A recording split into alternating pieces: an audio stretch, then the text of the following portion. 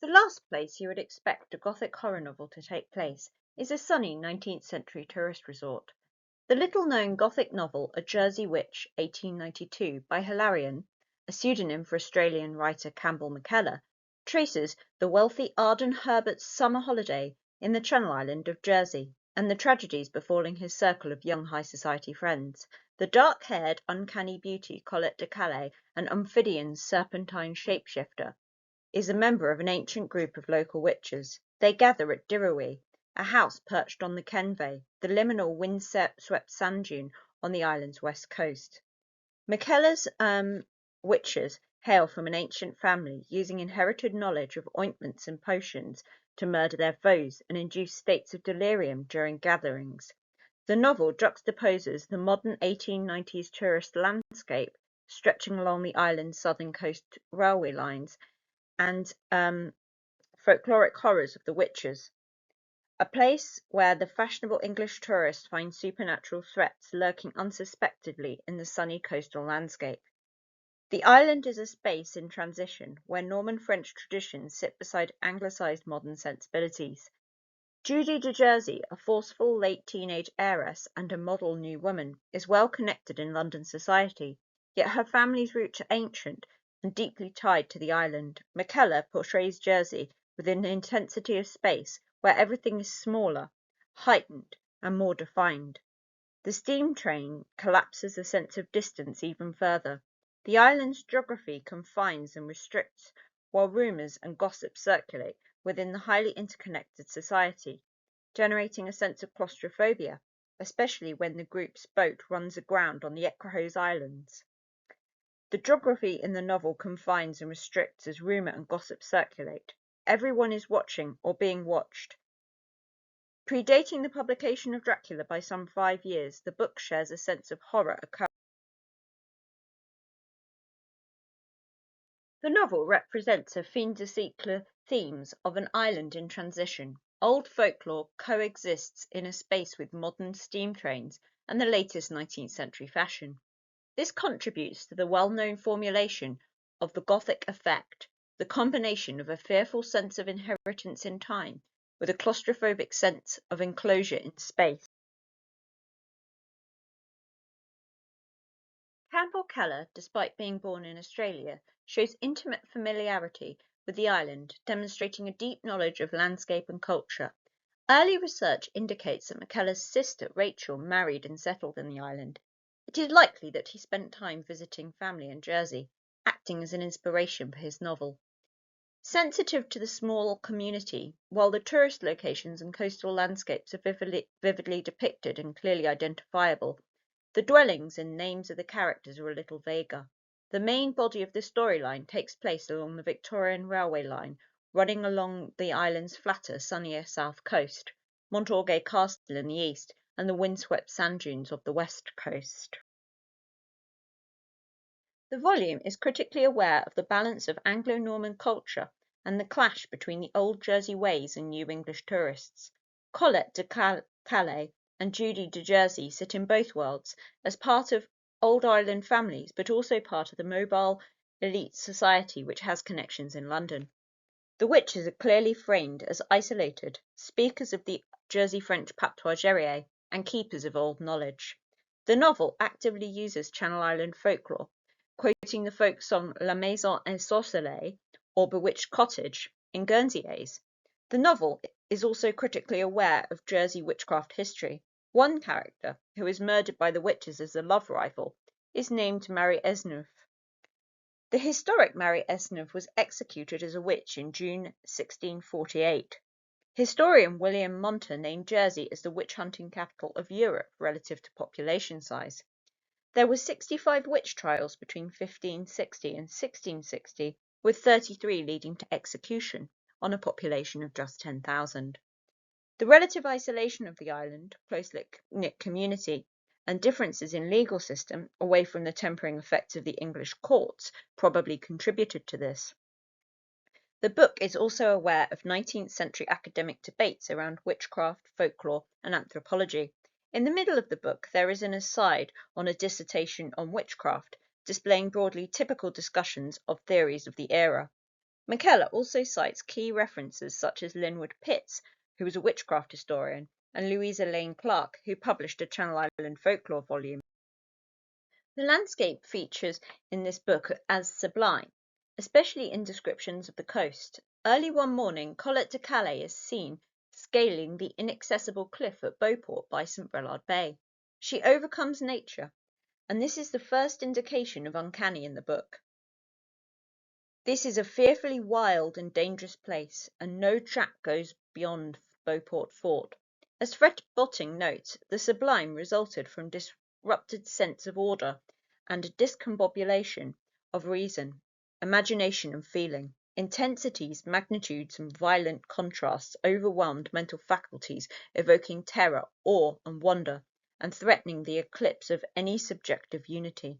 Likewise, landscape settings in A Jersey Witch appeal to the coastal Gothic via employment of the sublime. The witch's house is called Dirouille and sits isolated on the windswept sand dune of the Quenvais. The house stood alone, solitary, apart from others, and wrapped in deep seclusion by its trees and high stone walls.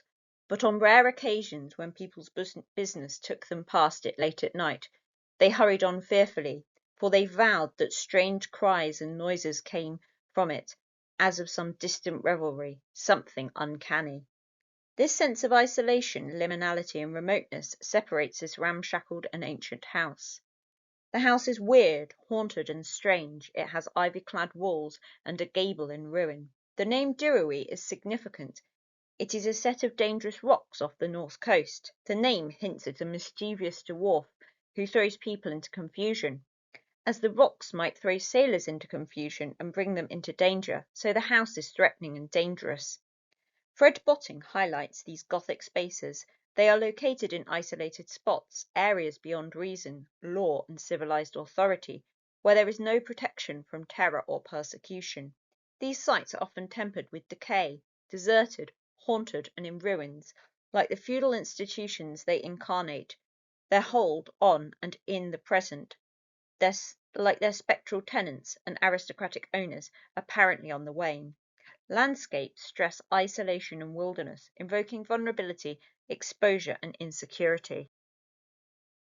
One evening, Arden Herbert follows Collette and discovers the witches at Dirouille. He encounters the group having a sabbat, hallucinating and wildly dancing. Civilization, order, and propriety have been subverted. This group gather around a rock that superficially sounds like one of the many menhirs, dolmens, and Neolithic passageways on the island. But this rock is different. It is hollow. At last he saw the branches of the tree hung against the top of the rock, which itself was too smooth to climb. It was as if he thought a great hollow cavity, hot air, light, and smoke poured up. A chorus as of devils chanting some song in the Jersey dialect, laughs, shrieks, and horrible oaths intermingling with the song. There was the sound of dancing feet, of swaying garments. He could not see or understand at first in all the glare and smoke. This group are local. The threat is ancient, manifesting in the modern world. It has key themes of folklore, isolated landscapes, ancient and skewed beliefs, and happenings. The boundary between sanity, reality, hallucination, and the supernatural become unclear. All whirling in mad dance, a mass of limbs and faces, scarce seen in the smoke and glare which was between him and them. Then something horrible, then another sight. With staring eyes, petrified he gazed. His hair rose, his skin grew cold and clammy. Unutterable horror lay on him. In another incident, the group takes a boat trip and gets stranded overnight in a storm on the Ecrahos, a tiny isolated crop of rocks with a few fishermen's huts. This heightens the isolation as the group are submerged in the eye of the storm. Arden has an encounter with Collette that appears as a hallucination, mirroring scenes of the witches' Sabbath. The wind howled and shrieked, the waves thundered and groaned, curling over the rocks in terrible play, sending their spray before them like a cutting hail. There were pearls of thunder, now and then, and a vivid glare of lightning, that only revealed the horror of all, the white seabirds circling and screaming in the wind, the little expanse of rock encircled by foaming and angry. It was terrible. He was mad. Strange desires, weird fantasies filled his being. It seemed to him the air was full of moving figures. The boundary between sea and land, sanity and insanity, reality, hallucination, are blurred. Collette declares the possibility of madness. I am a child of the storm. I love the wind, the angry sea, the foaming, dancing waves. He envisages Collette as a snake. She twined around him her loathsome coils. The group, being stranded, suspends any normal rules, creating a sense of danger, ambivalence, outside of normal time that links to a sense of reality. There are disturbances of sanity and security. This creates a situation where anything is possible, even witches. In the end, the group are rescued by Judy de Jersey, who has taken charge of a ship and coordinated the rescue. One of the party, Stephen Le Sueur, is pushed from Montorgueil Castle by Collette de Callais, as he knows about the witches. Yet he survives and recuperates at the castle, only to be murdered later, in a grisly manner by having his throat slashed. During Stephen's convalescence, there are attempts to use magic on him, and he displays uncanny symptoms. At the time of his murder, the witches are spied around Montorgueil Castle. However, Arden Herbert, his friend, is accused and put on trial for murder. Ultimately, Arden is released thanks to Judy de Jersey's forceful intervention. The trial shows the claustrophobic nature of the island, where gossip circulates and everyone is spying and being overlooked. This sense of community intensity and the theatrical staging of the trial evokes the witch trials. It also resembles a murder mystery. One of the witches, Johanne Usuet, is revealed as a true murderer, and the novel reaches a crescendo with the police racing the group of witches, including Collette, on the train back to the house of Dirouille. Getting to Johann first, Collette, in the form of a snake, bites him, leaving him dead, foaming at the mouth. Justice is denied, and the witches are protected from exposure. The rational court and police system comes face to face with the irrational and the supernatural. The deaths caused by the witches are uncanny, using poison and puppet dolls, yet the truth is never fully revealed, remaining. Collette de Callais is an enigma.